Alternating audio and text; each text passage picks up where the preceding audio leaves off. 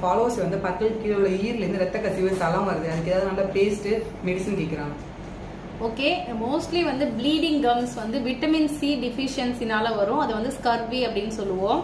அந்த மாதிரி vitamin C டிஃபிஷியன்சினால வரதுக்கு ஹோமியோபதியில் ஆர்சனிகம் ஆல்பம் 200 அப்படின்ற மருந்தை நீங்கள் மெடிக்கலில் வாங்கி 3 மாத்திரைகள் 3 நேரம் எடுத்துக்கலாம்.